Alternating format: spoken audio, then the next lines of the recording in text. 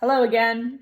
We are going to continue with the chapter called The Mirror of Erised. Remember when we were reading last, Harry got an invisibility cloak for Christmas from somebody he didn't know who, and he decided he was going to try it out by going to the library, to the restricted section of the library. So here we go. The library was pitch black and very eerie. Harry lit a lamp to see his way along the rows of books. The lamp looked as if it was floating along in midair, and even though Harry could feel his arm supporting it, the sight gave him the creeps. The restricted section was right at the back of the library. Stepping carefully over the rope which separated these books from the rest of the library, he held up his lamp to read the titles. They didn't tell him much. Their peeling, faded gold letters spelled words in languages Harry couldn't understand. Some had no title at all. One book had a dark stain on it that looked horribly like blood. The hairs on the back of Harry's neck prickled. Maybe he was imagining it, maybe not, but he thought a faint whispering was coming from the books, as though they knew someone was there who shouldn't be. He had to start somewhere. Setting the lamp down carefully on the floor, he looked along the bottom shelf for an interesting-looking book. A large black and silver volume caught his eye. He pulled it out with difficulty because it was very heavy, and balancing it on his knee, let it fall open. A piercing, blood-curdling shriek split the silence. The book was screaming. Harry snapped it shut, but the shriek went on and on, one high, unbroken, ear-splitting note. He stumbled backwards and knocked over his lamp, which went out at once. Panicking, he heard footsteps coming down the corridor outside. Stuffing the shrieking book back on the shelf, he ran for it. He passed Filch almost in the doorway. Filch's pale, wild eyes looked straight through him, and Harry slipped under Filch's outstretched arm and streaked off up the corridor, the book's shrieks still ringing in his ears. He came to a sudden halt in front of a tall suit of armor. He had been so busy getting away from the library he hadn't paid attention to where he was going. Perhaps because it was dark, he didn't recognize where he was at all. There was a suit of armor near the kitchens, he knew, but he must be 5 floors above there. You asked me to come directly to you, Professor, if anyone was wandering around at night, and somebody's been in the library, restricted section. Harry felt the blood drain out of his face.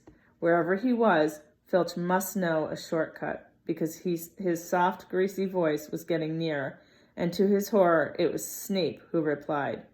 The restricted section? Well, they can't be far. We'll catch them. Harry stood rooted to the spot as Filch and Snape came around the corner ahead. They couldn't see him, of course, but it was a narrow corridor, and if they came much nearer, they'd knock right into him. The cloak didn't stop him being solid. He backed away as quietly as he could. A door stood ajar to his left. It was his only hope. He squeezed through it, holding his breath, trying not to move it. And to his relief, he managed to get inside the room without their noticing anything. They walked straight past, and Harry leaned against the wall, breathing deeply, listening to their footsteps dying away.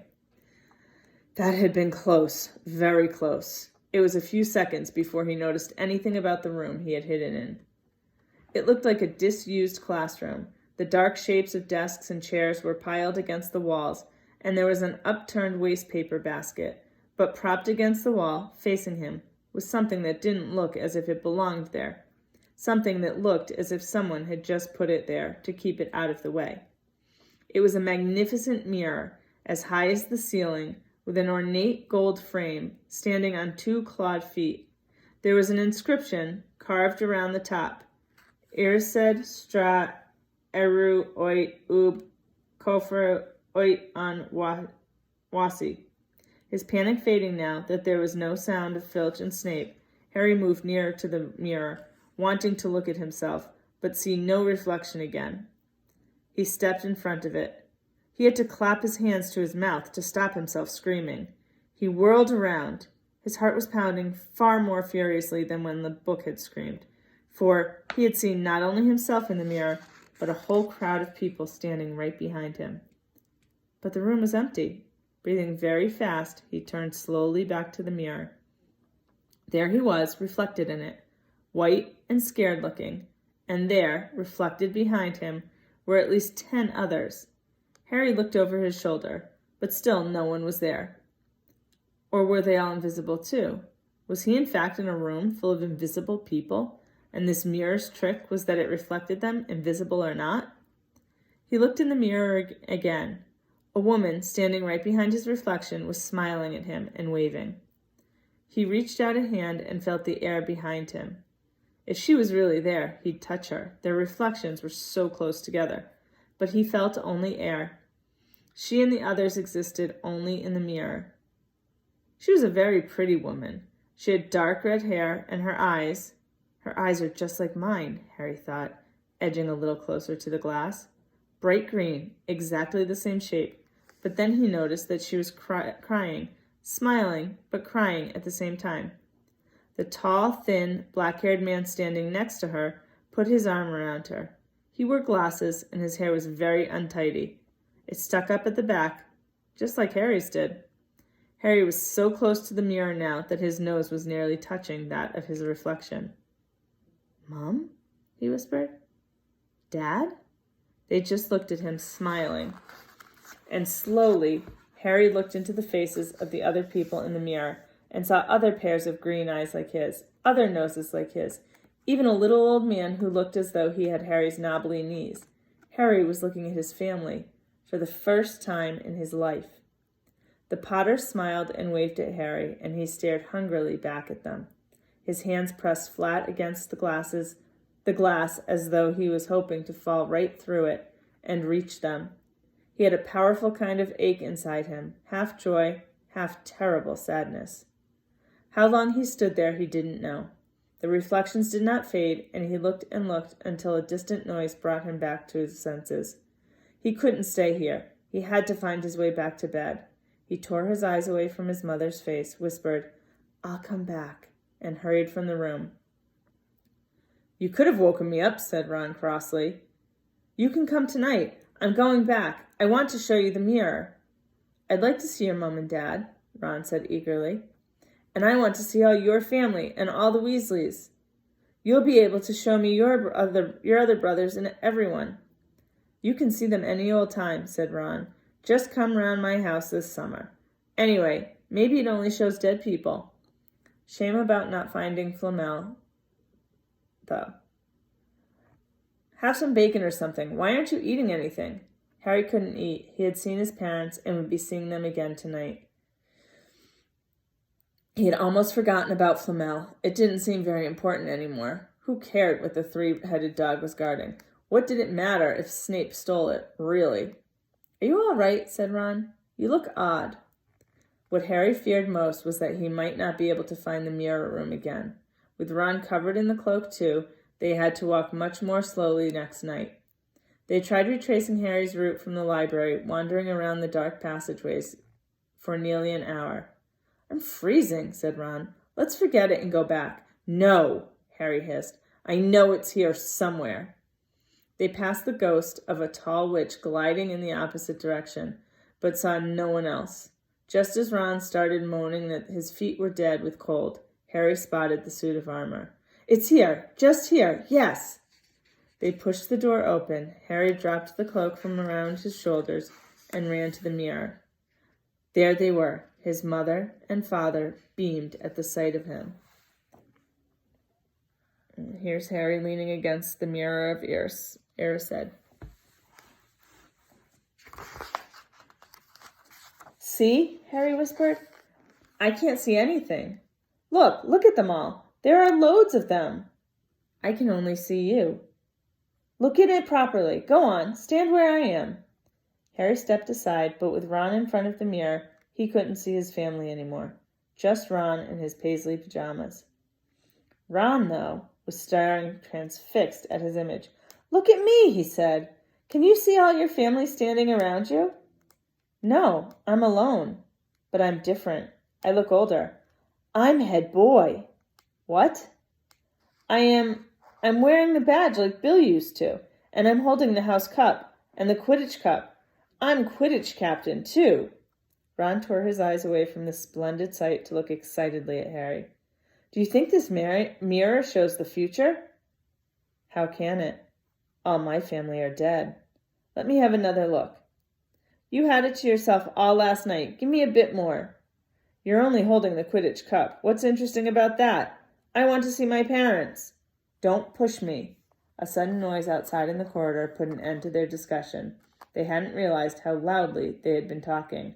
Quick! Ron threw the cloak back over them as the luminous eyes of Mrs. Norris came around the door. Ron and Harry stood quite still, both thinking the same thing.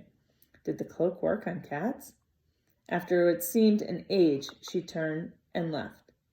This isn't safe. She might have gone for Filch. I bet she heard us. Come on. And Ron pulled Harry out of the room. The snow still hadn't melted next morning. Want to play chess, Harry? Said Ron. No. Why don't we go down and visit Hagrid? No, you go. I know what you're thinking about, Harry. That mirror. Don't go back tonight. Why not? I don't know. I've just got a bad feeling about it. And anyway, you've had too many close shaves already. Filch, Snape, and Mrs. Norris are wandering around. So what if they can't see you? What if they walk into you? What if you knock something over? You sound like Hermione. I'm serious, Harry. Don't go. But Harry only had one thought in his head, which was to get back in front of the mirror, and Ron wasn't going to stop him. That third night he found his way more quickly than before. He was walking so fast he knew he was making more noise than was wise, but he didn't need anyone. And there were his mother and father smiling at him again, and one of his grandfathers nodding happily. Harry sank down to sit on the floor in front of the mirror. There was nothing to stop him staying here all night with his family. Nothing at all. Except... So, back again, Harry? Harry felt as though his insides had turned to ice. He looked behind him. Sitting on one of the desks by the wall was none other than Albus Dumbledore. Harry must have walked straight past him, so desperate to get to the mirror he hadn't noticed him. I didn't see you, sir. Strange how short-sighted being invisible can make you, said Dumbledore, and Harry was relieved to see that he was smiling. There's Harry and Dumbledore.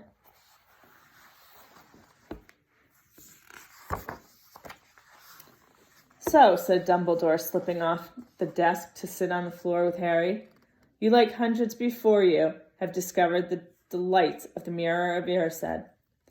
I didn't know what it was called that, sir, but I expect you've realized by now what it does. It shows me my family. And it showed your friend Ron himself as head boy. How did you know? I don't need a cloak to become invisible, said Dumbledore gently. Now, you can think what the Mirror of Erised shows us all. Now, can you think what the Mirror of Erised shows us all? Harry shook his head. Let me explain. The happiest man on earth would be able to use the Mirror of Erised like a normal mirror. That is, he would look into it and see himself exactly as he is. Does that help? Harry thought. Then he said slowly, It shows us what we want, whatever we want. Yes and no, said Dumbledore quietly. It shows us nothing more or less than the deepest, most desperate desire of our hearts. You, who have never known your family, see them standing around you. Ronald Weasley, who has always been overshadowed by his brothers, sees himself standing alone, the best of all of them. However, this mirror will give us neither knowledge nor truth. Men have wasted away before it, entranced by what they have seen, or been driven mad, not knowing if what it shows is real or even possible. The mirror will be moved to a new home tomorrow, Harry, and I ask you not to go looking for it again. If you ever do run across it, you will now be prepared. It does not do to dwell on dreams and forget to live. Remember that. Now, why don't you put that admirable cloak back on and get off to bed? Harry stood up. Sir, Professor Dumbledore, can I ask you something? Obviously, you've just done so, Dumbledore smiled. You may ask me one more thing, however. What do you see when you look into the mirror? I see myself holding a pair of thick, woolen socks. Harry stared. One can never have enough socks, said Dumbledore. Another Christmas has come and gone, and I didn't get a single pair. People will insist on giving me books. It was only when he was back in bed that it struck Harry that Dumbledore might not have been quite truthful. But then he thought, as he shoved Scabbers off his pillow, it had been quite a personal question. That is the end. Today, I would like you to write in your journal what you would hope to see if you were able to look into the mirror of Erised. What's something that you wish for? Have a good night.